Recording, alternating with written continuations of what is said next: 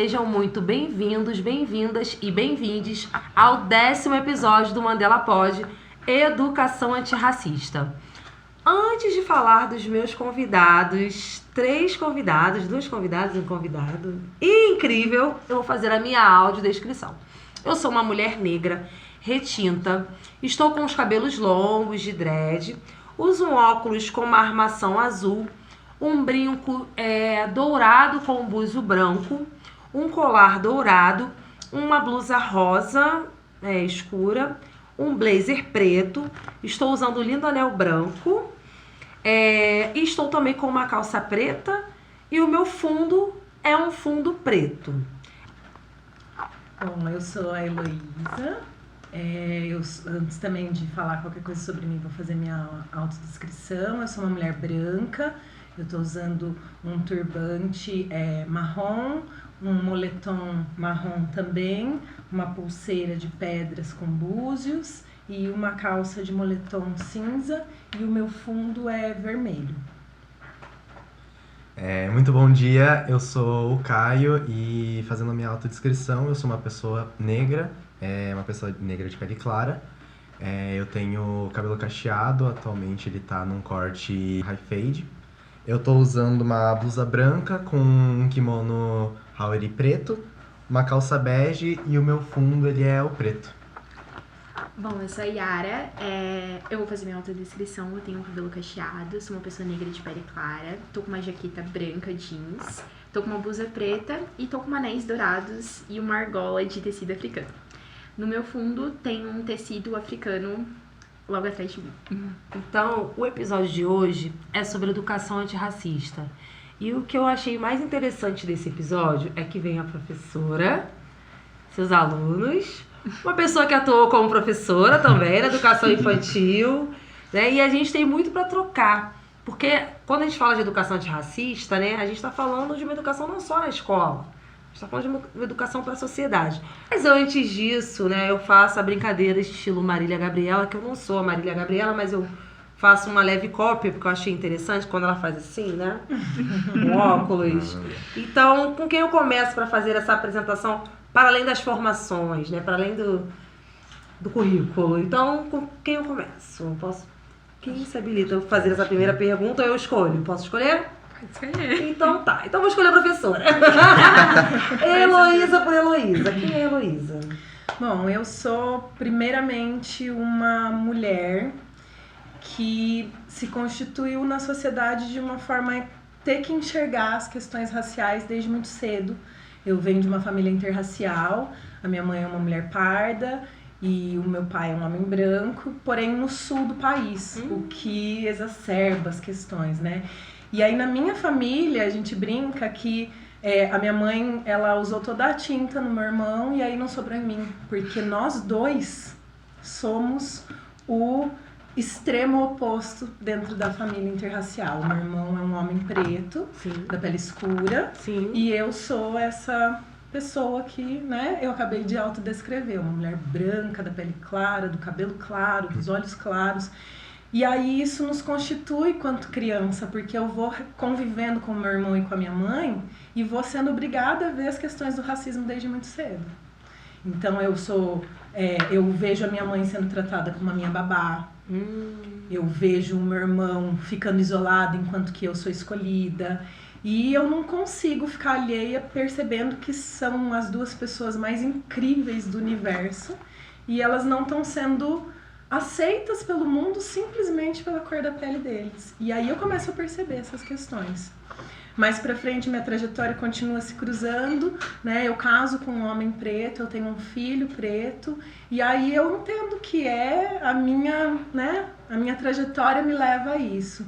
E dentro de sala de aula, desde que eu pus o meu pé a primeira vez como professora, eu levei essa pauta comigo.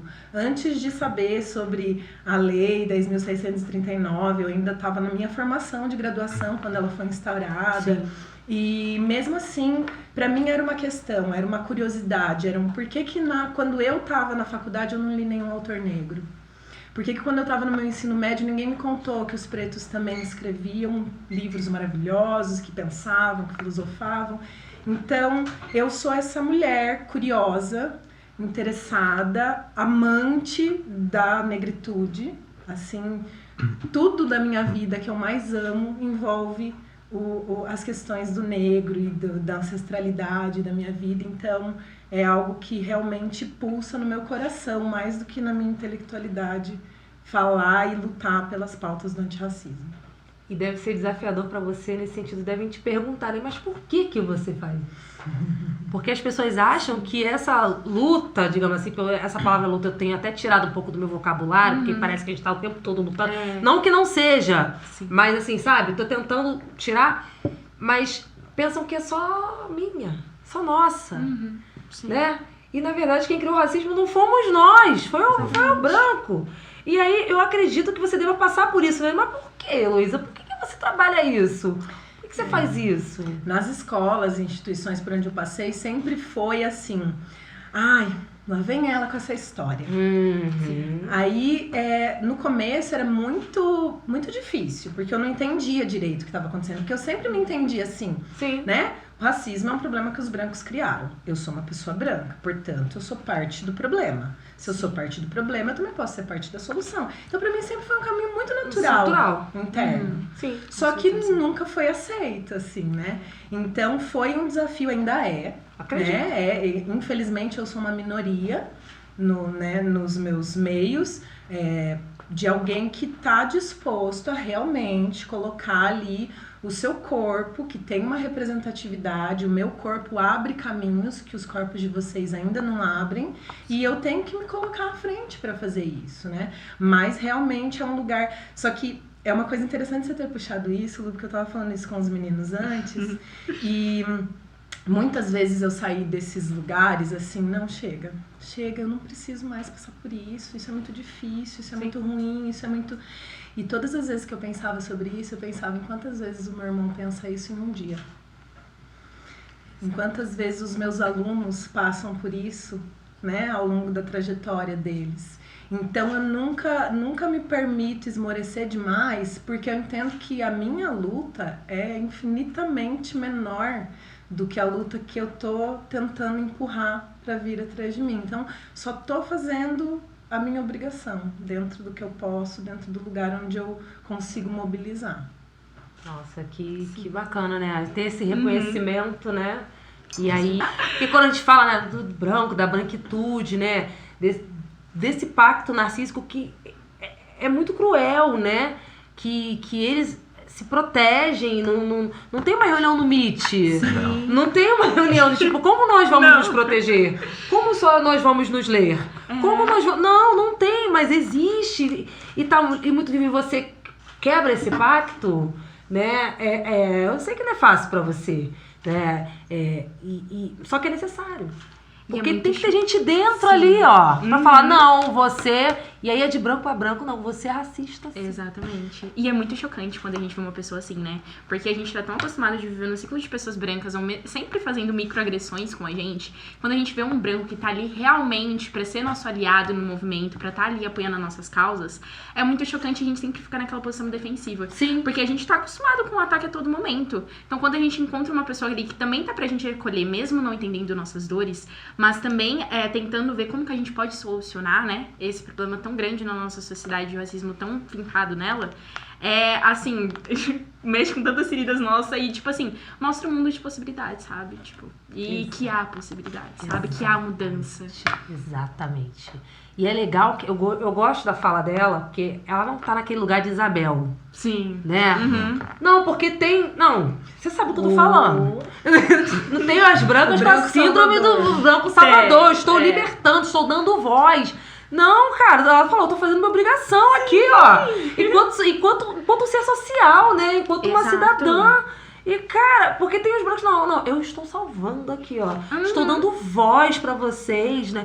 Já aconteceu comigo, você fala, eu tô te dando, você não tá me dando voz, eu sempre tive. Exato. Como se eu estivesse lá só por causa dele. Exatamente, então você não tem que me dar voz, você tem que ouvir, né? Exercer esse lugar de escuta, esse lugar de cala que foi dito aqui em um outro episódio, né? Exercer esse lugar também é importante, né?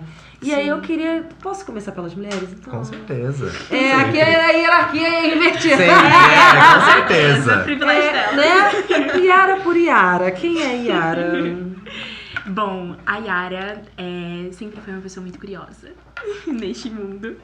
Sempre foi muito questionadora dos lugares que passava, dos caminhos que trilhava. Sim. Eu vim de uma família interracial. Minha mãe, toda a família da minha mãe é uma família negra. E a família do meu pai, branca, italiana. Então, assim, sempre foi uma mudança, assim, muito brusca de ambiente, sabe?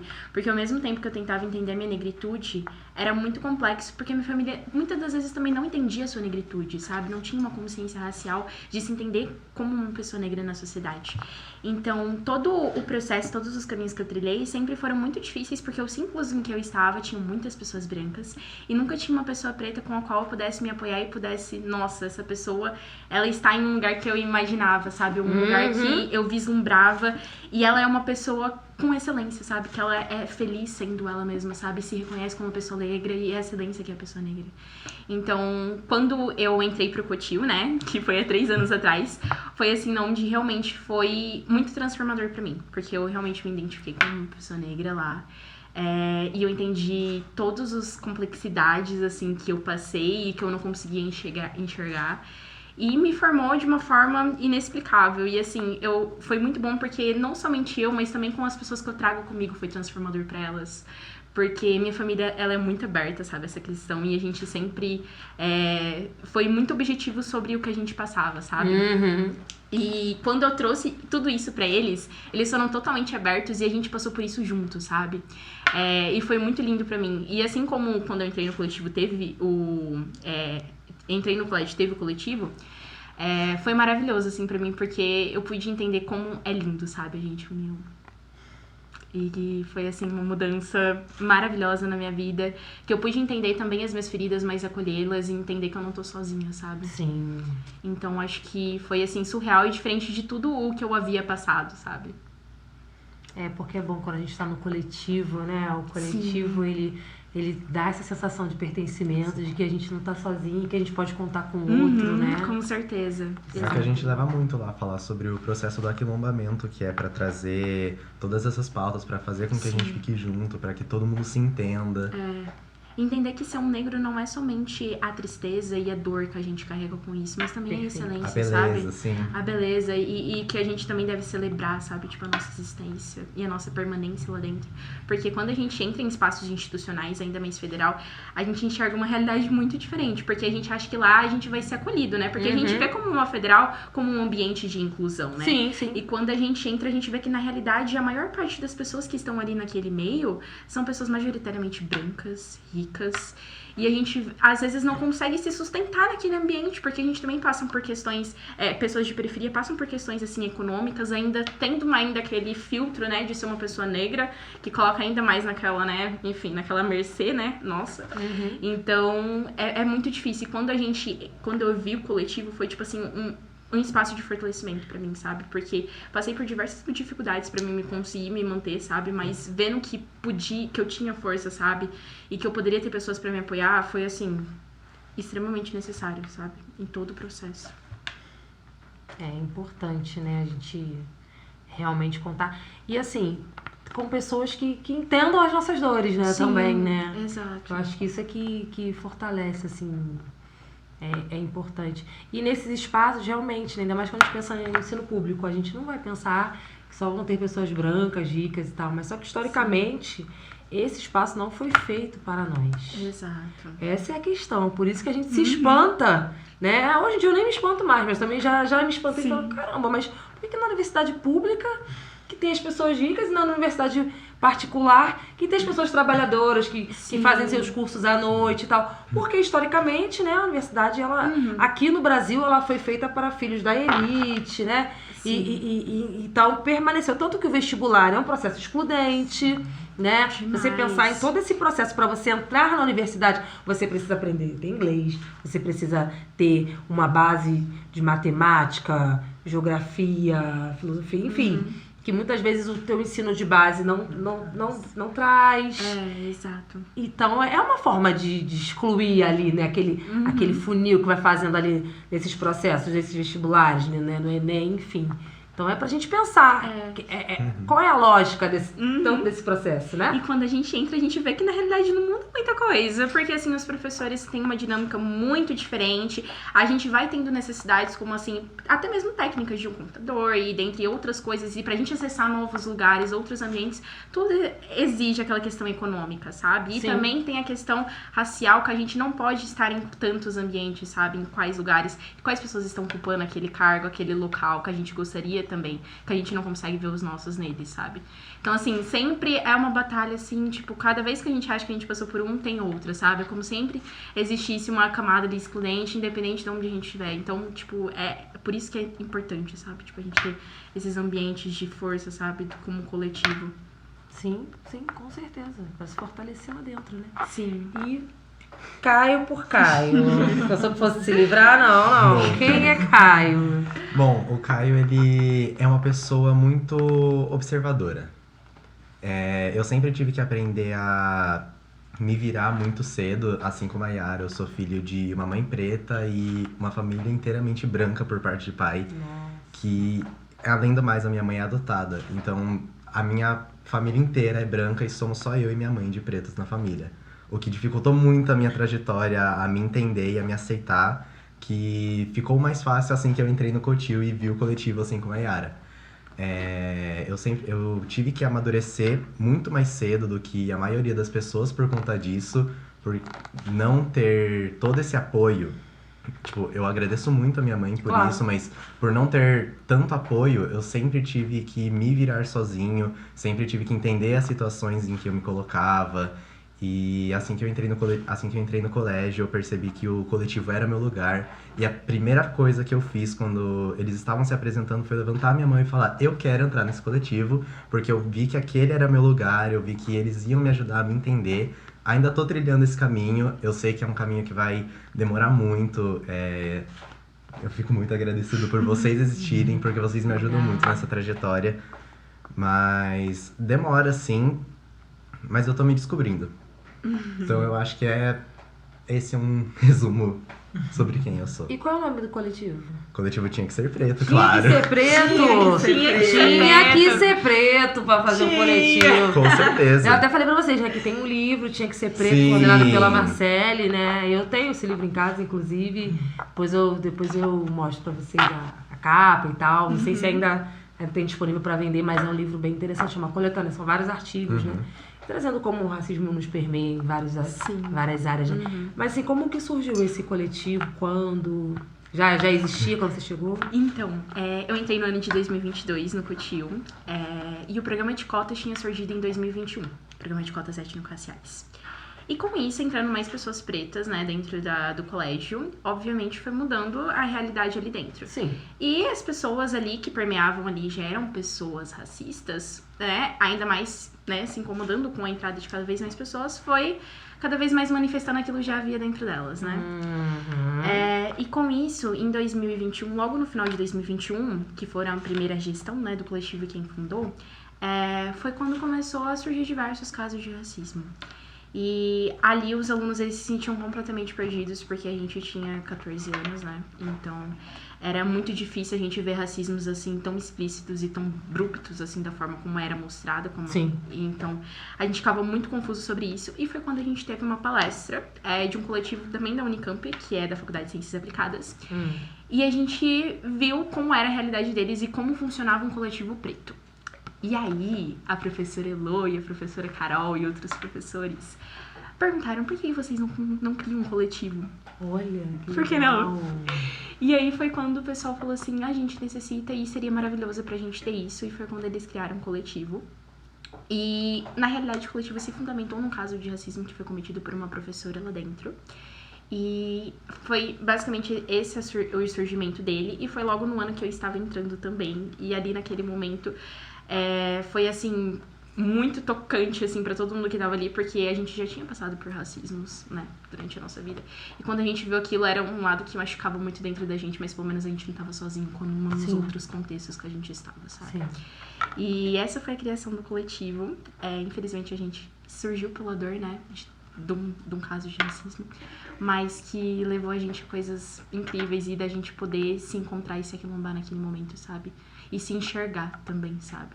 Porque a gente eram pessoas tão novas, né? 14 anos. E ter passado por, enfim, caminhos tão dolorosos quanto foi os casos de racismo. Mas, assim, foi um momento de apoio muito grande, sabe? E aí foi surgindo e cada vez mais aumentando o coletivo, cada vez mais pessoas entrando. E foi maravilhoso. Tem quantas pessoas no coletivo? Atualmente, ele tem, acho que umas 20 e poucas pessoas, né? Por aí, 20, 30 pessoas. A gente já teve mais pessoas, mas a realidade no colégio vem cada vez mais mudando, sabe? Sim. Na realidade, justamente pela dificuldade da gente conseguir se manter economicamente no colégio e também pelas camadas de racismo que interpassam lá dentro, Sim. muitos alunos, infelizmente, desistem. E a gente nem sempre consegue dar todo o apoio necessário, sabe? Porque é muito difícil, né? É muito difícil a realidade lá dentro. Então, está mudando muito, sabe? Tá, na realidade, agora diminuindo as pessoas negras que vêm entrando lá. E com isso, diminuindo também o fortalecimento do coletivo e a gente poder cada vez mais se apoiar justamente pela falta de pessoas negras entrando lá. O legal é ter o apoio de professores, né? Sim. Eu acho que é aí que entra isso que você acabou de falar, né, Yara? A gente... É uma luta constante, porque existe uma disputa de narrativa, Sim. né? O racismo em si hoje no Brasil, ele acontece muito mais nesse nível da disputa de narrativa, né? Sim. E aí essa disputa de narrativa leva a situações nas quais a gente tem professores que estão ali junto, lutando e trazendo não só para eventos, mas para suas práticas cotidianas mesmo, na mesma medida e na mesma força em que a gente tem professores que colocam a barreira do racismo, que se impõem com microagressões, que se negam a se atualizar, a se letrar. Então, a gente tenta, através das políticas públicas, aqui falando agora do lado da instituição, né, como professora, o que a gente está tentando é, através das políticas públicas, através dos meios institucionais, oferecer obrigatoriamente para esses professores e servidores um letramento racial. Então, isso já acontece. Nós passamos por várias formações, vários cursos, várias palestras. E é obrigatório? Sim. E aí que entra o que a gente está falando da disputa de narrativa, porque nesse momento é um momento em que um professor de uma universidade como a Unicamp não pode mais dizer assim: ai, olha, desculpa, eu não sabia que isso era racismo. Porque essa é uma das principais ferramentas atuais que a branquitude usa para se passar por não racista. Exatamente. É usar o engendro da ignorância. Quando a gente sabe que, né, dependendo da camada, não vou também aqui generalizar, você como professora sabe também o quanto a nossa classe é uma classe machucada, desvalorizada e com perdas monetárias, é uma das classes que menos ganha, então menos dinheiro para fazer formação e tal. Então, tempo de planejamento. Sim. Exato. Mas dentro da universidade, a gente tem uma forma de lidar com isso que é diferente. E está sendo proposto pela própria universidade, né? Que não está tirando, está acrescentando. E tem gente que ainda se nega. Então é aí que a gente começa a perceber, né? Onde que as práticas do racismo vão machucar esses alunos desde quando eles estão ali no ensino médio, né? Eu posso falar disso, você pode falar desde a educação infantil. Né? E o quanto isso vai alijando eles da capacidade de perceber que eles podem estar ali, que eles devem estar ali. Que quem tá errado de fazer o discurso, a microagressão, a macroagressão, é aquele branco que tá ali cometendo racismo, e não eles, de estarem só querendo uma educação de qualidade, só querendo uma dignidade. Então, nessa disputa de narrativas, a gente vai flutuando aí e vendo essas variações tão discrepantes, né? Professores que apoiam, a gente tem o professor Murilo, a gente tem a professora Maria Júlia, que ajudou muito também para a formação desses coletivos, mas ao mesmo tempo tem as forças contrárias que estão o tempo inteiro tentando minar. Então a gente vai nessa disputa e tentando fazer com que eles se fortaleçam, né? Então, a Yara é uma aluna do 3º ano, está se formando, o ano que o Caio é um aluno do segundo, então a gente já tem uma sucessão aí dentro do coletivo. E eles vão falar um pouco, acho que, do trabalho que eles fazem também para angariar o pessoal do primeiro ano. E a gente ir passando esse bastão, né? O Martin Luther King fala muito sobre isso, né? Sim. E eles irem passando esse bastão para que não só os alunos que já estão no colégio continuem lá e se formem, enxerguem todas as possibilidades, mas principalmente para aqueles que ainda não acessaram, acreditem que ali é um lugar deles e busquem. E porque a gente tem as cotas hoje, o nosso grande problema é que nós não temos nem inscrição suficiente. Exato. Né? Nós temos uma reserva de 37% de vagas para alunos cotistas PPI, que são os pretos, pardos e indígenas, né? No nosso caso lá, mais o PP. E a gente não atinge o número de inscritos. Porque, em geral, essas pessoas vêm de escola pública. Elas têm já uma defasagem na curricularização. Exatamente. A prova do vestibulinho do colégio não é uma prova extremamente injusta. fácil. É isso. É um processo de seleção. Então, a gente vem trabalhando nisso, nessa tentativa de investir para que novos fluxos de pessoas pretas cheguem todos os anos, cada vez maior, e tomando um espaço que tem que ser deles. E o coletivo tenta muito fazer um trabalho assim de base entre os nossos, sabe? A gente tem muitos projetos de letramento racial no colégio. Muito bom. Porque é muito importante. Uma coisa é a gente ser negra, outra coisa é a gente se identificar como uma pessoa negra na sociedade. Sim. Porque a gente entende que a gente se identificando, vem outras demandas junto com a gente. E a gente tem ciência realmente sobre a nossa identidade, quem nós somos, né? Então, a gente fazer esse trabalho de base no colégio é muito importante para que as pessoas negras entendam a valorização e a sua importância ali dentro. E para que elas também saibam se defender quando algo acontecer e entender que os nossos são uma das melhores aliados nossos nesse processo. E também tem as pessoas brancas na sua formação, né? Que a escola é um processo de formação de um cidadão, né? Sim. Então, ter a necessidade, assim, do coletivo estar trabalhando juntamente com os professores a formação, né? E de entender a sociedade racista em que está e como ela está inserido nela, é muito importante para que também ele entenda que o racismo jamais irá ser aceitado ali dentro, em qualquer outro ambiente, entendeu? E que o racismo é inadmissível. Então, e a gente também tenta ao máximo passar isso para as outras escolas e no ambiente de Limeira, que é o qual a gente está situado, sabe? Sim. Então, a gente faz muitos projetos culturais, muitas coisas com os movimentos ali também da própria cidade. A gente tem um apoio muito legal deles e a gente tem uma rede de contatos muito interessante para justamente também tentar fazer um trabalho de base nas escolas, para mostrar que lá também é o lugar deles. E também mostrar que a universidade, também os colégios técnicos, como sendo da universidade, não é um lugar inalcançável, Sim. sabe? E que também deve ser pertencido por eles. Então, assim, o coletivo é não somente o nosso apoio ali dentro dos nossos, mas também um apoio externo, para tentar trazer cada vez mais os nossos lá para dentro. Então, isso é muito importante, ter o apoio dos professores, sabe? Toda essa rede nossa é muito importante para que a gente consiga cada vez mais permanecer e resistir lá dentro. É muito importante. Ela falando da questão das cotas, né? Por que não tem adesão? Porque também, além desse processo ser excludente, existe toda uma ideologia de que as cotas são ruins, Sim. de que estão fazendo favor, né? De que é vergonhoso a pessoa acessar por cotas. Então existe mesmo todo um discurso, né, pautado nessa questão justamente para as pessoas negras não acessarem, né? Porque eu falei aqui em outro episódio, cota para branco sempre teve, né? Então existiu a lei do boi 68, né, que garantia que os filhos de fazendeiros estudassem, né, nas universidades públicas. E isso nunca foi questionado, durou de 68 até 85, né? Sim. E aí quando a gente vai falar de cotas para preto, a questão é, mas é cota para preto, por que não bota cota social?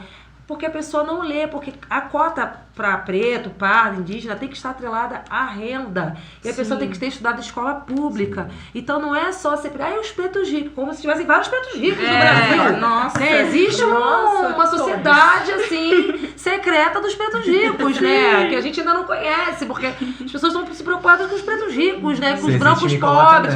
Não, se existir, me coloca nela também, né? E dos brancos pobres, uma preocupação com o branco pobre, né? Nossa, sim. O branco pobre, ele também acessa por cota, porque tem a sua condição socioeconômica. Se ele tiver estudado em escola pública, ele também tem direito à cota. Só que o branco pobre, a diferença do branco pobre para o branco rico é o privilégio simbólico. Porque ele sabe que ele pode estar ali. A cor do chefe, do reitor, do presidente, é a cor dele. Então ele não tem barreira nenhuma. Não. Ele não tem barreira. As oportunidades chegam pra ele, mesmo ele sendo branco pobre. Então é essa a diferença, pessoal. Aqui, quando quer olhar pra câmera, pessoal, essa é a diferença. Vamos né, entender isso, porque quando a gente fala de cota, usem as cotas. Cota é direito conquistado com muita luta. Muita luta do movimento negro, gente.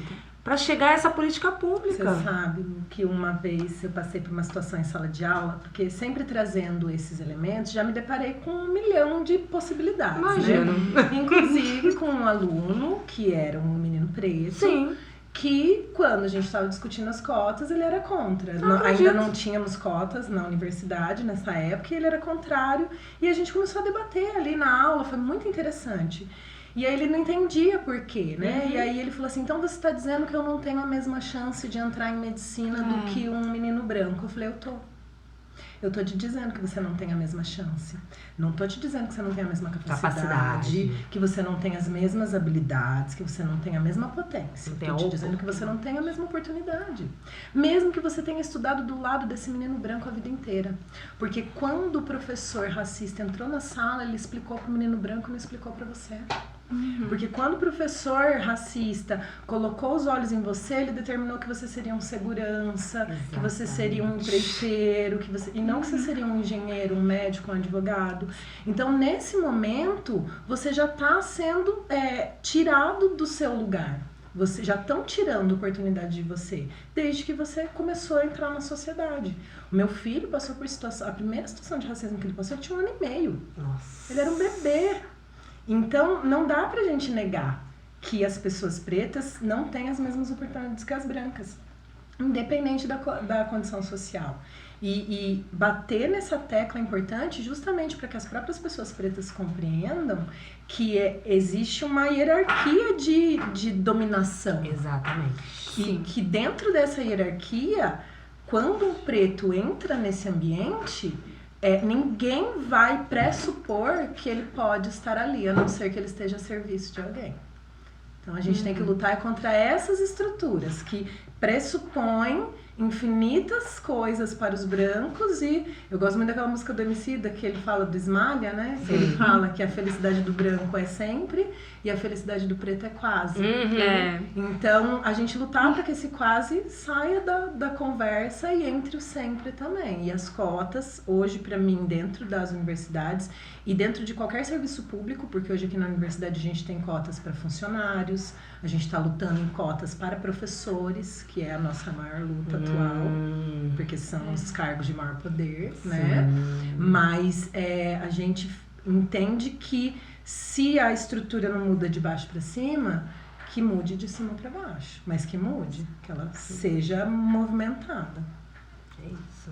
A própria Angela Davis já fala isso, né? Quando uma mulher negra se movimenta, toda uma estrutura se movimenta com ela, né? E o quanto a gente precisa mais aqui no Brasil para essa estrutura se movimentar, a gente precisa de todo mundo, né? A gente fala que não, né? A gente não precisa, não, a gente precisa. Inclusive para acessar determinados espaços, né? E assim, todo o processo histórico que a gente teve até aqui, sabe? Como o preto foi tratado na sociedade, foi jogado na sociedade pós o período da abolição. E como isso perpassa até hoje em dia, porque isso formou a sociedade, né? A identidade da nossa nação, como a sociedade lida com o preto, como o preto está, né? Hoje em dia nas maiores periferias, nos espaços mais marginalizados. Então, assim, todas essas questões devem ser vistas, sabe? Mas é sempre um tratar, assim, de invisibilizar, de diminuir a gente e de sempre colocar a gente como um papel de escassez, sabe? Que a gente sempre vai ser melhor que você e por isso a gente necessita de cota, sabe? É sempre esse diálogo. Lembrando um pouco, tipo, você estava falando da lei do boi. A gente pode até voltar muito antes, quando os próprios italianos chegaram no Brasil, eles tiveram direito à terra, eles tiveram direito a trabalho, eles tiveram muitas coisas que a gente pode colocar como sendo considerado uma cota para eles. Sim. E justamente pelo simples fato deles serem brancos, deles serem os donos de terra, eles serem donos de escravos, só por isso, só pela questão da cor de pele. E a Elô também falou da música do Emicida, eu gosto muito de uma frase da música do Djonga, na música Corra, que ele fala que pra eles nota 6 é muito e pra nós 10 ainda é pouco. E quando eu escuto essa música, essa frase me toca muito, porque é muito verdade. A cota existiu, não existiu pra pessoas pretas, entende? Mas aí quando teve o preto ali, não, aí já é errado, gente. Aí já não é. Que já preto? não é mais certo. Porque Por que cota que separa preto? E falar, e simplesmente falar sobre as pessoas pretas e denominar elas de pessoas pretas se tornou um tabu. Sim, Justamente exatamente. muito por isso.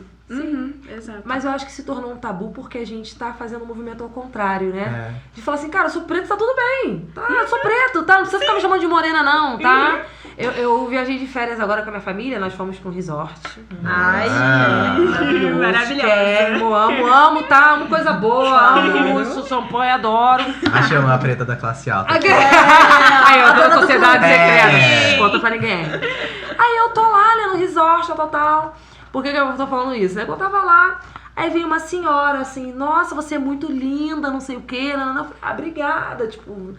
Ela, você é uma morena muito linda. Não, eu falei amor. assim, não, eu sou uma preta muito linda e tá tudo bem, eu sou preta. Sim. Aí ela, não, mas eu tô dizendo, eu sou preta. Tipo, ela parecia que ela... Sabe quando a pessoa fala ela não quer te ofender? Como se dizendo fosse que eu uma sou ofensa, preta? né? Eu falei, não, cara, eu sou preta. Tipo assim, ainda bem que eu não tirei nem foto com ela. Mas assim, nem quero. Mas assim, ficou me chamando de morena, sabe? Porque antigamente, por essa questão da nossa identidade, ter sofrido esse apagamento todo, histórico, que a gente realmente não queria ser preto. A verdade é essa, a gente não queria, porque quem vai querer ser uma pessoa sem história, Sim. uma pessoa sem memória, uma pessoa sem direitos, uma pessoa sem dinheiro? Ninguém queria ser preto, a gente queria ser branco, queria alisar o cabelo, queria botar pregador no nariz, né? Porque o que foi nos ensinado que era positivo, próspero, Que era bonito. Nossa. né?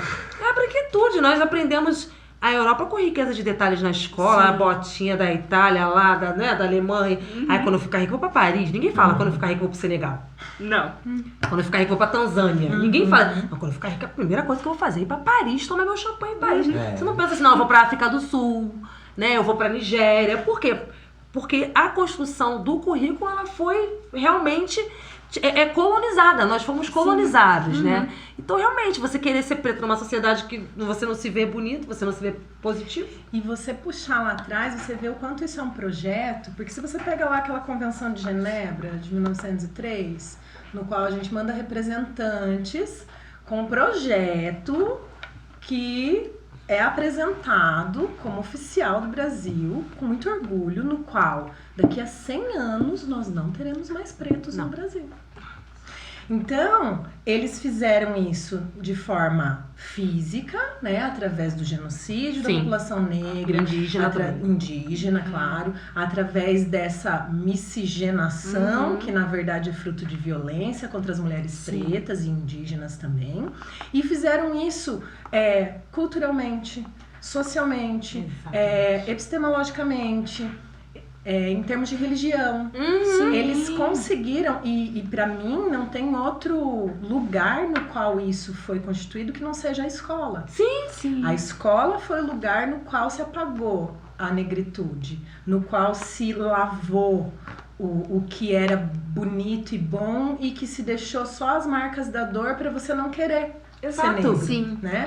Eu tenho uma história que se conta na minha família que é tristíssima. Que a minha mãe conta que quando ela começou a andar comigo, eu sou mais nova do que meu irmão, então ela teve um menino preto, o que já era meio que esperado, porque na família do meu pai, apesar de sermos italianos, também temos bastante ascendência negra e africana. E aí, tudo bem, andava com meu irmão. Quando eu nasci, e ela começou a andar comigo, ela começou a sofrer muito mais racismo. Então ela frequentava os lugares, as pessoas atribuíam que ela era babá, que ela era empregada, que ela era isso e aquilo. E ela foi se consolar com a mãe, que é uma mulher preta também. E quando ela fala isso pra mãe dela, a mãe dela responde pra ela assim: minha filha, para de chorar, porque o orgulho de preto é ter filho branco. E aí eu escuto essa história minha vida inteira, sempre como uma história natural, até que eu me deparo com toda essa estrutura, né, que eu olho para a história e não mais na escola, porque obviamente na escola eu não aprendi isso, né? Foi nos meus estudos paralelos e lendo muito Paulo Freire, Angela Davis e Lélia Gonzalez e, né, Beatriz Nascimento e toda essa galera linda que tá aí, que eu percebo que isso é o projeto. né? Que eu sou a redenção de Khan. Eu ia falar isso agora, redenção de Khan, lembrei na hora. Redenção de Khan. Né? E aí, quando eu olho isso, eu percebo o quanto esse projeto racista no Brasil deu certo, mas também o quanto ele deu errado. E é aí que eu fico feliz, porque quando eu olho pro meu filho e penso assim, eu, que poderia ter sido a redenção de Khan, Sim, branqueci a família, então agora daqui pra frente somos brancos. sim. Eu vou lá e resgato isso, e caso com um homem preto, e tenho um filho preto, e que cresce desde bebezinho sabendo que a negritude dele é o que ele tem de melhor. É a potência que ele tem. Que o cabelo dele não é ruim, que o cabelo Não. dele é lindo, né? A ponto de ele falar isso. Né? Quando alguém cita, né? Já sofreu algumas questões, meu neto é parecido com você, mas ele não tem o cabelo comprido assim, porque cabelo ruim tem que raspar. E ele, com 5 anos, falou assim, não, moça, mas não é ruim que chama o meu cabelo, é crespo. Ai, adoro. Então você vai vendo que, mesmo eles fazendo todo esse esforço, Fazem. na educação, em todos, né? O pacto da branquitude Autoestima. é muito amarradinho. Muito amarrado. Vocês são tão incríveis que vocês não se permitem ceder a isso. Que vocês não se permitem aceitar que vocês não são o melhor do que a gente tem. Que vocês não são, né, a nossa potência. E aí vocês lutam, e vocês resistem. E vocês mostram o quanto vocês estão prontos para ser vocês. E trazer tudo isso aqui, né? Toda pra essa gente. excelência presa. Né? E aí, quando você estava falando, né, e ela também falando, a gente tem nome para isso. O nome disso é eugenia. Né? Então, essa vinda de europeus para cá, ela foi patrocinada pelo governo da época, né? No pós-abolição, essa abolição inconclusa. Né? Então, esse projeto da Convenção de Genebra, que daqui a 100 anos não teria nenhum negro, então... esse financiamento de europeus para cá foi para que eles se misturassem mesmo com as pessoas negras, né, indígenas, fossem tendo filhos e clareando as gerações, até que a previsão deles era no 2000, não é? 2003. 2003, não tivesse nenhum, olha, deu errado. O que aconteceu? Deu errado, Sem querer deu errado. Isso, nós somos maioria numérica, então deu errado, né? E apesar de todas essas tentativas, né, de genocídio, como você disse, né, sobre o etnocídio, né, todas essas tentativas de apagamento, silenciamento, a gente está aqui. E é realmente um ato de resistência, né? E quando a gente está aqui ainda falando sobre isso e ainda podendo falar sobre isso sem julgamentos, né? Porque a gente é julgado, mas assim, entre nós, quando a gente se aquilomba, esse é o momento da gente falar e trazer as nossas dores sem sermos julgados, né? E tendo esse acolhimento, né? Então é importante a gente dar nome porque esse processo ainda está em curso. Sim. A eugenia ainda está em curso, né? O Achille Mbembe, ele fala sobre a questão da necropolítica, né? Exato, quais corpos vão viver e quais corpos vão morrer, né? Hoje em dia ainda existe essa escolha, quando a pessoa fala, bandido bom é bandido morto, qual é a cor desse bandido que merece morrer, né? É pra gente pensar, que bandido é esse que a gente tá falando? Qual é esse bandido? Eu não vou citar aqui, né? Não vou citar aqui todos os crimes do Não colarinho. vou exatamente! Não vou falar sobre o colarinho branco aqui, mas assim... Que bandido que a gente quer ver morto, né? Nessa sociedade que mata pessoas pretas a cada 8 minutos. Já não é mais a cada 23.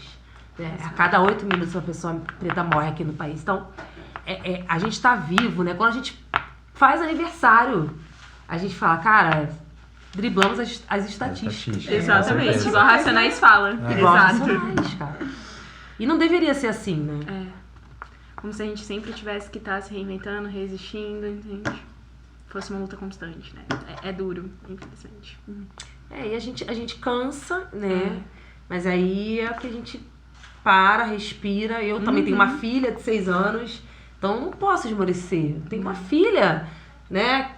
Pra criar e ela também é muito fortalecida que nem seu filho, né? Ela tem uma autoestima muito bem trabalhada. Essa educação antirracista, né? Sim. Ela é muito trabalhada em casa. E eu não deixo que ninguém, que escola, que ninguém atrapalhe o meu trabalho do pai dela. Porque se atravessar, eu vou igual uma leoa, né? Porque quando a gente é mãe, a gente volta debaixo da pedra em 2 tempos, não volta? E em 2 tempos, pra defender o nosso filho, a nossa cria, ninguém se mete. Então, se tiver que enquadrar quem seja, a gente vai atravessar. Por quê? Porque a Alice não precisa passar pelo que eu passei. Exato. Ela não precisa ter uma autoestima destruída. E olha que eu sou filha de 2 militantes do movimento negro brasileiro. Eu não sou, não tive letramento racial na minha casa. Não, eu tive 2 professores, assim, tipo, pra vocês sentirem o nível. A minha mãe trabalhou com Abdias do Nascimento. Nossa, potência. Até arrepiou. Eita! A minha mãe militou com Lélia Gonzalez. Eu não sou uma qualquer. Não é. Não, Eu não não é. sou uma preta, entendeu? Assim, uma qualquer que eu digo assim, eu tive no berço Sim, da minha casa. exato. E mesmo assim, o racismo não deixou de me atravessar. Exato. Né? Então, quando eu falo isso, não é pra me gabar de que, pô, só porque minha mãe não toca Lélia, né? Só porque o São Evaristo é minha tia.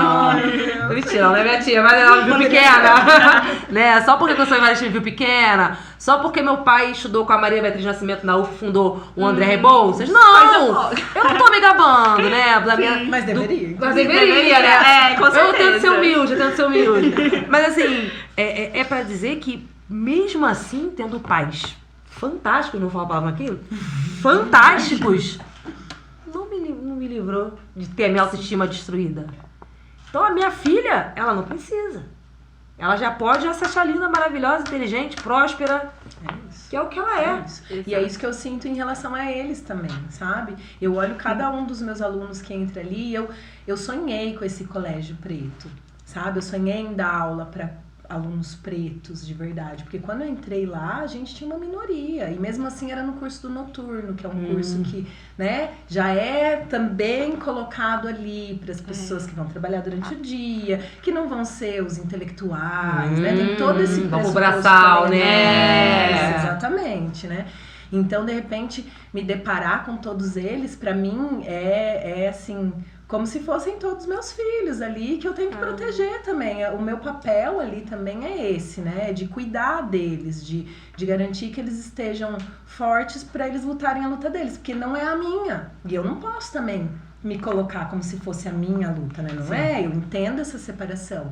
Mas então a minha luta são eles, né? Eles vão lutar a luta deles e a minha luta vai ser cuidar deles e fazer com que eles tenham minimizado esse problema que ainda é tão gritante dentro das escolas, que é o racismo, que às vezes as pessoas não fazem ideia.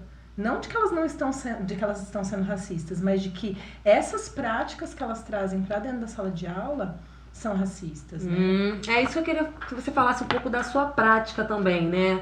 Em sala, como que funciona, porque realmente, como você falou agora, tem muitos professores que não sabem, né? Mas quando você traz a sua prática, né? Como é que... Eu acho que começa muito, muito antes de entrar na sala de aula, né? Começa com como você olha para os seus alunos, com como você recebe eles, com como você se conecta com eles.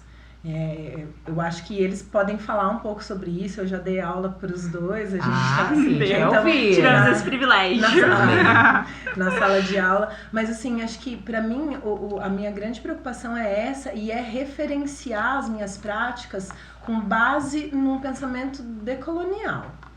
Né? Então, eu sou professora de língua portuguesa e literatura. Sim. São 2 das disciplinas que mais carregaram o racismo ao longo desses anos. Porque a língua portuguesa. Sim. Né? E aí todo o preconceito contra todas as outras formas de comunicação que não fossem as regras da gramática do colonizador. E aí eu entrar na sala de aula e trazer um discurso do gente, não tem certo e errado na comunicação. Não tá errado não, tá? Só depende de onde você vai utilizar, como você vai usar, qual vai ser a sua... Então, trazer isso já é um impacto. Sim. Em literatura especial, a minha busca, acho que a minha maior dificuldade foi em buscar essas referências pretas. Porque agora a gente tem um monte de estudos e tá lindo, tá? Né? Todos os alunos pretos que foram incluídos dentro da universidade através das cotas estão fazendo essas pesquisas e trazendo repertório. A gente está descobrindo um monte de autor que foi silenciado ao longo de tantos anos. Mas quando eu comecei em sala de aula, a gente não tinha, era aquilo, era José de Alencar, era, né? Vai ler Senhora, vai ler Moreninha. E aí eu olhava. Exato. Eu olhava para as coisas que eu lia enquanto aluna, aqui mesmo na minha formação da graduação, porque eu sou formada aqui na Unicamp. E não tinha nada. Eu tinha que ir buscar e tentar entender. Comecei com referências norte-americanas, né? Porque não conseguia encontrar aqui no Brasil. Então fui ler a Toni Morrison, fui ler, né, tantos, o Alex Baldwin e tantos autores que me trouxeram para uma referência. Então é um trabalho de pesquisa, é um trabalho de postura dentro de sala de aula, de atender os seus alunos da forma como eles merecem, de entender que tem aluno que vai chegar sem base, e aí é minha obrigação oferecer essa base. Eu não tenho que partir do pressuposto de que se ele não tem, ele que se vire, ele tá aqui, ele que se vire. É minha obrigação oferecer essa base. Então, trazer de lado e falar, vem cá, você não entendeu? Vamos lá, senta aqui comigo, a gente vai tentar. E, principalmente, esse olhar, eu acho que é amoroso. Né? Eu sempre acreditei, eu sou freiriana. Eu ia falar, Paulo Freire agora, o cara exige amorosidade. Né? Eu sou freiriana de escolinha, então... E na minha família, meu irmão também é educador, ele é diretor de uma das maiores escolas aqui da rede municipal de Campinas, um bairro periférico, majoritariamente negro também. E ele traz a prática da escola dele também é toda freiriana, todos os professores e tal. Então a gente acredita muito no amor. A gente acredita nessa escolha, nesse amor da luta, nesse amor do tamo junto, nesse amor da prática. Sim. Né? Não do eu te amo. Aleatório. Sim. Eu te amo, viu bem? Não. E aí? Tá, você ama, tá. E aí, o que você vai fazer com isso, né? Mas acho que é isso, é olhar pra eles com esse amor de troca mesmo. Porque o que eu ofereço pra eles não é nada perto do que eu recebo em troca. Do que eu ganho com eles todos os dias A gente vai chorar. Ai, que eu já tava quase chorando antes de começar o episódio. Aí agora... me conta então, como foi ter essa professora, gente? Eu acho que, tipo, a Elu, ela foi libertadora pra gente, sabe? Eu, pelo menos, assim, a minha família sempre priorizou muito a educação pra gente, sabe? Só que pra mim, a educação, ela sempre foi muito cansativa. Tipo assim, me cansava, sabe? E ela nunca parecia me incluir, sabe? E sempre parecia ser muito difícil, muito inalcançável, e eu via as pessoas ao meu redor que tinham uma facilidade muito maior que a minha na educação, e era tudo muito repetitivo, os testes, tudo que eu estudava, nada se relacionava com o verdadeiro eu, nada se relacionava comigo. E isso pra mim era exaustivo, sabe? Tipo, exaustivo, e parecia, como que eu vou chegar na faculdade? Por que fazer a faculdade sendo que a faculdade não me acolhe? Sendo que a faculdade não me abraça, sabe? E quando eu entrei no Cotil e eu tive a primeira vez aula com a Elo, ela me proporcionou uma educação completamente diferente, sabe? E ela realmente trouxe Paulo Freire pra gente, que é justamente, que é justamente trazer uma educação que se relaciona com as nossas vivências, com o nosso eu, sabe? Com as nossas experiências de vida, e não uma educação excludente, né? Então, assim, quando a gente olha que o modo com o qual a gente fala, o modo com o qual a gente vive, a nossa realidade, ela também é linda, ela também é história, ela também é educação. E a gente também aprende com os nossos, sabe? Tipo, os nossos também é educação, também é ciência, sabe? Então, quando a gente olha pra essa educação antirracista e vê que também o nosso cotidiano, a nossa história também é lindo, também deve ser estudado, os nossos devem ser estudados, é, tipo assim, transformador. É outra realidade, sabe? E justamente com ela e com outros professores que também têm essa mesma pedagogia, né, dentro da sala de aula, dentro da educação, muda a nossa vida, sabe? Tipo assim, os nossos caminhos mostram outras possibilidades pra gente, sabe? E é justamente, vem com aquele provérbio africano que diz que a gente entende nossas origens, a gente vai poder trazer novas possibilidades, trazer transformações. Quando a gente entende a nossa origem, né, a gente entende o papel fundamental do nosso povo na sociedade, na história, a gente entende o quão magnífico e tão grandioso a gente é, né? Sim. Não delimita a gente, né, e faz da gente pequeno, como é mostrado na história, assim, nas escolas, né? Como se o povo negro fosse só escravizado, entendeu? Sim. Foi só um terror, foi horrível, entende? A história do povo negro, mas também trazer a nossa grandiosidade, a nossa potência. Sim, cara. Eu sempre fui uma pessoa que, assim, gostou muito de matemática. Eu sempre fui uma pessoa muito exata. E entrando um pouco mais nessa vivência, tipo, eu sempre também gostei muito de ler, mas eu nunca consegui compreender de verdade o que eu lia. Eu sempre tive muita dificuldade em interpretar textos. Porque assim, eu também não me identificava muito com o que eu tava lendo, com o que eu tava vivendo. Até que eu entrei, tive aula com a professora Elô no ano passado. Eu fiquei muito sentido de não ter tido aula de literatura. Mas as aulas de português também foram muito significativas pra mim, pra conhecer mais ela como pessoa, me conhecer também, saber um pouco mais da língua, de onde eu vim. E eu também fiquei muito sentido no ano passado, quando teve o Outubro da Inclusão. E a professora Elô, ela deu uma palestra sobre os Racionais na escola. Que máximo. E eu nunca tinha escutado os Racionais, até Sério? o ano passado. Caramba. E aquilo foi um divisor de águas pra mim, porque eu vi aquilo como, é isso que eu quero pra minha vida. Tanto que eu falo hoje em dia, se eu não fosse seguir se eu não, desde criança, quisesse seguir a área da tecnologia, eu adoraria seguir psicologia. Porque eu adoro me relacionar com as pessoas e eu acho que é isso que eu tenho dentro de mim, além do que eu vim trazer demais pro mundo. Assim, a Elô foi uma das pessoas que me ajudou a enxergar isso na escola. Que lindo! E aí mostra como é a educação antirracista na prática, né? Como ela transforma vidas e as vidas dos alunos, né? A partir do momento em que se conectam com a sua própria história, enxergam possibilidades, potencialidades, veem que não tem lugares reservados, né? Apesar da sociedade querer nos colocar naquele lugar, né? E aí quando você se entende a sua história, você fala, não, cara, no lugar onde eu quiser estar, Exatamente. né? E quando o professor ele faz o seu papel, que esse é o papel do professor, ela não tá fazendo nada além. Não. Ela não tá fazendo. Porque as pessoas acham que quer aparecer, né? No meu caso era isso, ela quer aparecer. A Luísa adora. Eu falava, gente, mas eu tô trabalhando com crianças pretas. Eu trabalhava numa rede preta, né? Uma rede periférica, potente, mas os colegas, eles não entendiam, né? Que por que ela tá fazendo isso? Eu falava, gente, porque meus alunos... E mesmo se não fossem, né? Porque a gente vive no Brasil, então é necessário a gente trazer, né? Essa educação antirracista. A Bárbara Carina, ela fala isso, né? Ou a educação é antirracista ou ela não é educação. Exato. Né? Então, quando a gente tá falando de educação antirracista, a gente tá falando de nada além, trabalho a mais, um projeto que é pra fazer em novembro, em maio, em julho. Exato. A gente tá falando do beabá. Acho que a gente não é nem pra gente tá falando sobre isso mais. Né? Claro pra todo mundo, gente. Exatamente, não é nem pra gente estar falando sobre educação antirracista, a gente tá falando de educação e discutindo múltiplas possibilidades, até porque a 11.645 ela tá dentro da Lei de Diretrizes e Bases da Educação. Então se você é um professor, um educador, se você não conhece a lei que rege o seu trabalho, volte 10 casas. Volte 10. Porque apesar da gente ter toda essa realidade, né, do sucateamento, tal, a gente escolheu. Ninguém botou uma arma na tua cabeça e falou assim, vai ser professor agora. Fizeram isso contigo? Não, e é uma responsabilidade que quando você assume, você tem que estar preparado. Você tem que entender o tamanho do que você está fazendo. Eu lembro quando eu comecei a dar aula que as pessoas vinham falar assim pra mim, não, mas eu entendo que professor é uma profissão importante, mas um médico, por exemplo, ele salva vidas. Olha. E aí eu Professor, lembro vocês não, né?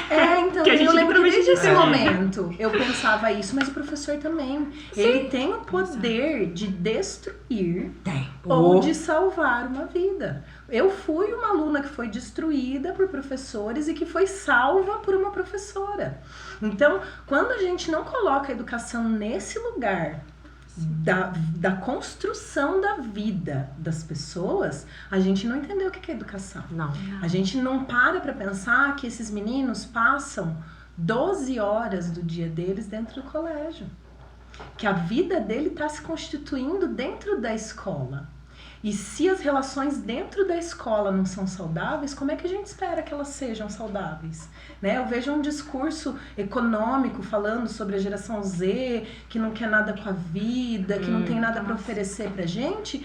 E eu olho e falo assim, mas sociedade, o que você está oferecendo pra geração Z? Exatamente. É justamente Você isso. tá oferecendo, boa pergunta. Né? Então, você não se pautar numa prática antirracista é você não entender o que é o seu trabalho.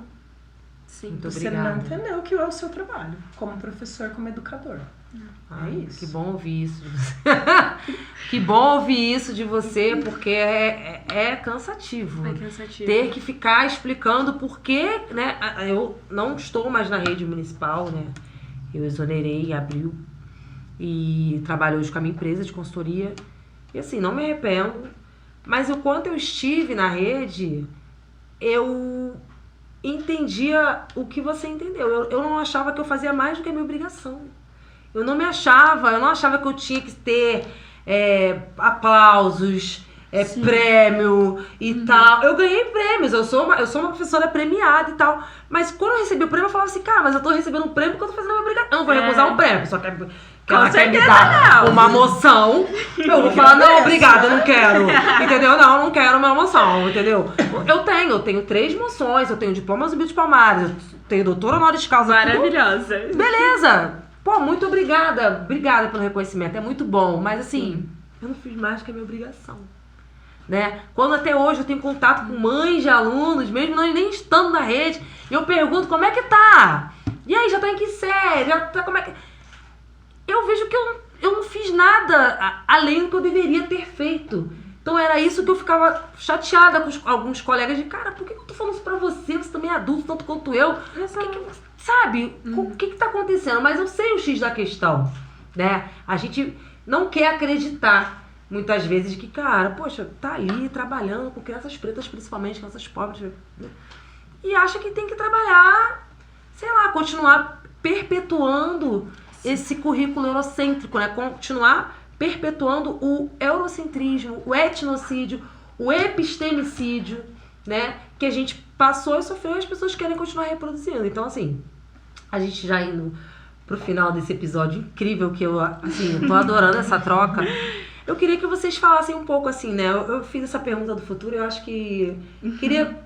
O que vocês pensam no futuro, assim? O que vocês esperam para um futuro? Ainda mais a juventude, né? Que eu quero ouvir dos 3, assim, pra gente fechar. Eu sonho alto, né? Adoro! Eu sonho alto porque eu tenho evidências, que são eles. Todos os dias eu tô lá olhando pra eles e pensando, gente, que mundo lindo que a gente tá construindo aqui. Que mundo lindo que eles estão construindo. E que bom que a gente pode ver essa mudança acontecendo, né? Então, sem ser... iludida, né? Com toda a carga do que a gente sabe, o tamanho do que a gente está lidando, com todos ainda os passos que tem que vir, mas eu falo muito isso para eles também, né? Cada vez que alguém tá andando, o próximo que vier já começa do passo seguinte. Então eu vejo quanto eles estão já, né, tão à frente, e aí eu vejo meu filho, e aí eu ando por essa universidade e eu vejo um monte de gente preta e de indígena, né, e de gente que, trazendo essa diversidade, aí voltando lá pro Paulo Freire, tá mostrando que a teoria dele estava certa. Sim. Que é na diversidade que a gente constrói melhor do que a gente pode ter. E isso é uma marca do que é ser brasileiro também, né? O Brasil é isso. Enquanto a gente ficar negando as potências, a gente nunca vai ser o que a gente pode ser, né? E olhar para eles e ver que eles não estão negando as potências deles, que eles estão acreditando. Então, eu vejo um futuro lindo. Eu vejo um futuro de luta, infelizmente, ainda, né? Mas uma luta, quem sabe, num ponto de mais... comunidade. Não mais essa luta que ficou relegada aos pretos durante tanto tempo, como se fosse só objeto de vocês, como se vocês fossem os únicos que tinham que se preocupar com isso. Eu vejo áreas de mudança para que a gente consiga voltar e pensar. Quando eu falo de aquilombamento, às vezes, né, as pessoas não entendem muito bem, mas o Quilombo dos Palmares acolheu pessoas brancas também. Pessoas que não queriam compactuar com aquilo, que não estavam, e que entraram na luta. E que disseram que a sua luta é a minha luta. Então eu acredito muito nisso, sabe? Eu acredito que quando eu estou educando em sala de aula, eu estou educando para eles, mas eu estou educando também para todos os colegas brancos que estão do lado deles, entenderem o nosso papel enquanto pessoas brancas nessa luta. Que eu acho que é muito mais importante do que educar as pessoas pretas. Porque, como a gente tinha falado no começo, que o racismo não veio da gente. Não. E também não vai terminar com a gente. Não só com a gente precisa é uma luta de todos. Enquanto a gente não se unir, isso nunca vai acabar, infelizmente.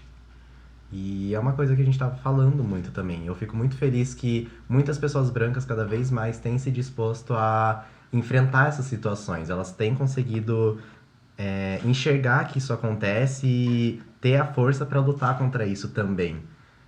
Puxando um pouco agora para responder essa pergunta, eu acho que o futuro vai ser um pouco mais do que a gente já está vivendo atualmente. Porque eu vejo muitas pessoas pretas conquistando um espaço que a gente nunca sonhou que conquistaria. Se a gente pegar, por exemplo, 10 anos atrás, a gente nunca pensou que discursaria, por exemplo, na ONU. Citando um exemplo muito recente. Então eu fico muito feliz com isso. Eu acho que a gente tem, sim, muito o que aprender ainda e que com esse aprendizado a gente vai chegar muito além ainda. Eu acho que do futuro eu vejo muito amor. Também. Muito amor, acho que é isso. A gente discutiu muito sobre aqui. Da gente não se entender como um único indivíduo colocado na sociedade que sofre unicamente o racismo, sabe? Mas da gente entender que a gente não tá sozinho nessa, e a gente tem aqui como se apoiar e como colocar aqui a mãozinha quando a gente não estiver aguentando, a gente vai ter o outro pra estar ali do nosso lado, sabe?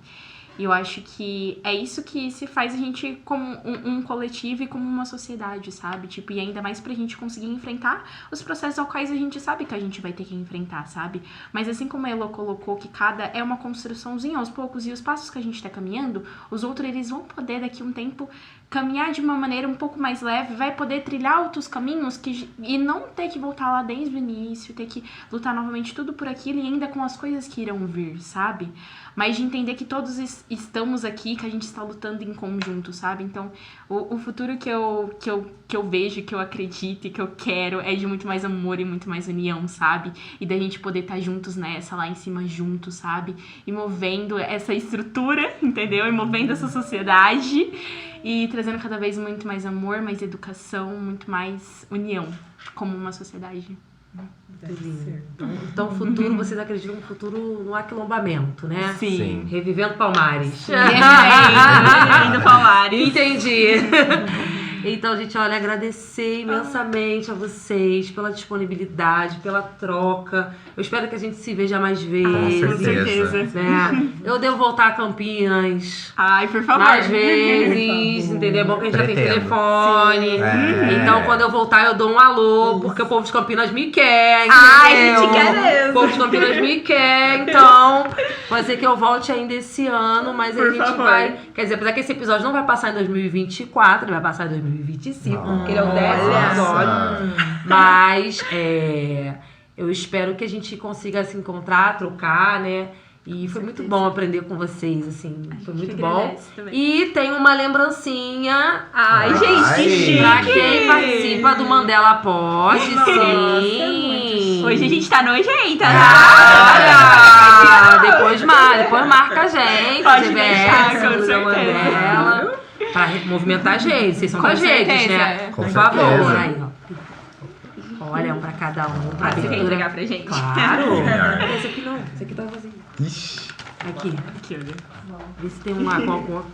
Ó, pra abertura de caminhos. Vai chegar o eu seu. amo. Vai chegar o seu. Que Ai, muito delícia!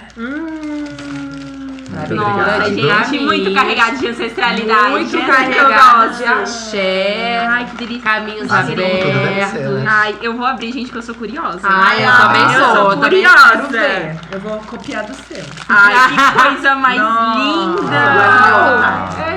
Esse vai pro meu altar. Ah, que lindo. Muito bonito. Muito Abertura obrigada. de caminhos abertos, né? Achei Que vocês que sempre seja.